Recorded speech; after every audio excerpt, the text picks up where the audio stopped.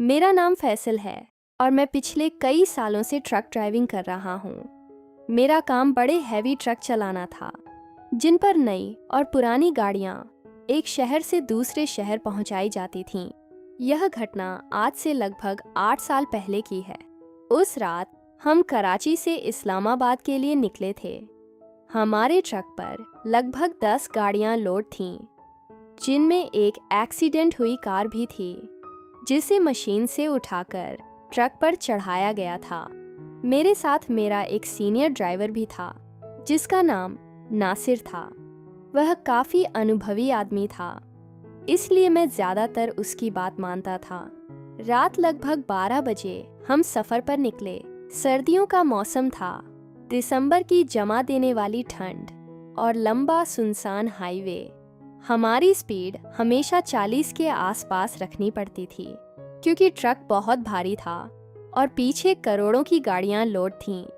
लगभग 3 घंटे बाद हमें ऑफिस से कॉल आई कि आगे मेन हाईवे बंद है।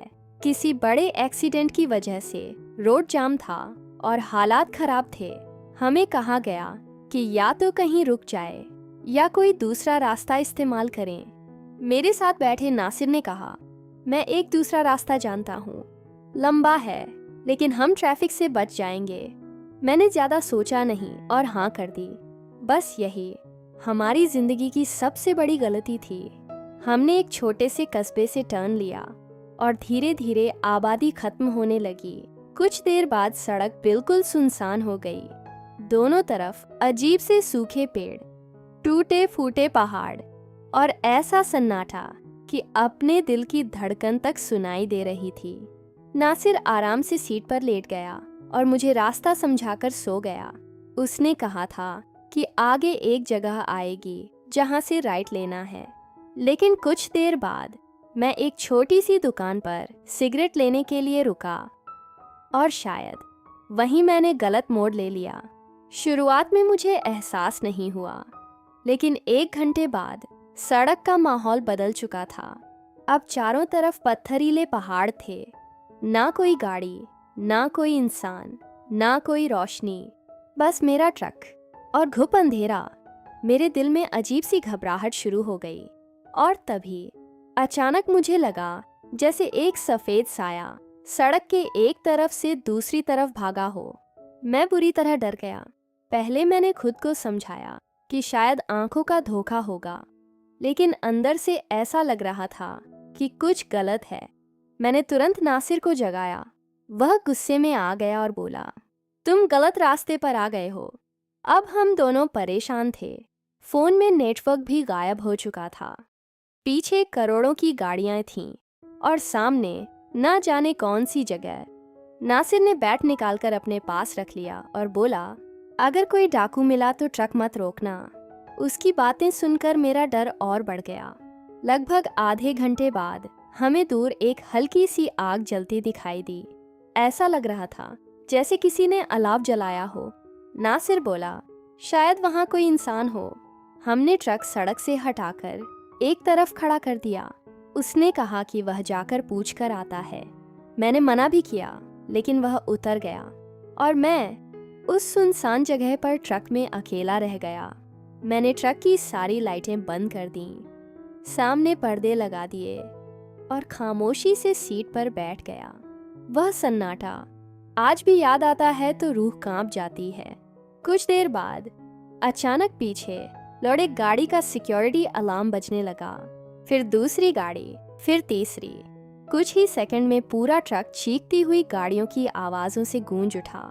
उस वीराने में वह आवाज़ें इतनी डरावनी लग रही थीं कि मेरे हाथ कांपने लगे। मैंने जल्दी जल्दी रिमोट से अलार्म बंद किए, लेकिन तभी मुझे साफ महसूस हुआ कि कोई ट्रक के बाहर चल रहा है। धीरे, बहुत धीरे, जैसे कोई ट्रक के चारों तरफ घूम रहा हो। मैंने सांस रोक ली। फिर ऐसा लगा जैसे 2 लोग बाहर खड़े आपस में फुसफुसा रहे हों। उनकी आवाज़ इंसानों जैसी नहीं थी। ना कोई साफ भाषा, ना कोई समझ आने वाले शब्द, बस अजीब सी डरावनी फुसफुसाहट। मेरा पूरा शरीर कांप रहा था। मैंने आयतुल कुर्सी पढ़नी शुरू कर दी। 4 कुल पढ़े और अल्लाह से मदद मांगने लगा। तभी ट्रक अचानक हिलने लगा। ऐसा लग रहा था जैसे कई लोग पीछे खेल रहे हों। कोई ट्रक पर चढ़ रहा हो, कोई उसे धक्का दे रहा हो। और फिर मुझे दूर से एक औरत जैसी आवाज़ सुनाई दी, बहुत भारी, बहुत डरावनी आवाज़। ऐसा लग रहा था जैसे वह उन सबको बुला रही हो। कुछ सेकंड बाद अचानक सारी आवाज़ें बंद हो गईं। फिर वही खौफनाक सन्नाटा। लगभग आधे घंटे बाद ट्रक के दरवाजे पर नॉक हुई। मेरी जान निकल गई। मैंने डरते हुए पर्दा हटाया तो बाहर नासिर खड़ा था। मैंने जल्दी से दरवाज़ा खोला। वह अंदर आते ही बोला, वहाँ कोई नहीं था। मैंने पूछा, मतलब? उसने कहा, आग जल रही थी, एक टूटी झोपड़ी थी, अंदर सामान भी पड़ा था, लेकिन वहाँ कोई इंसान नहीं था। मैंने आवाज़ें दी मगर कोई जवाब नहीं आया। उसकी बात सुनकर मेरा खून जम गया। मैंने उसे सारी बात बताई जो मेरे साथ ट्रक में हुई थी। हम दोनों के चेहरों का रंग उड़ चुका था। नासिर बोला, अभी इसी वक्त यहाँ से निकलते हैं। हमने ट्रक मोड़ा और वापस उसी रास्ते पर चल पड़े। यकीन मानिए, वो 3 घंटे मेरी जिंदगी के सबसे डरावने घंटे थे।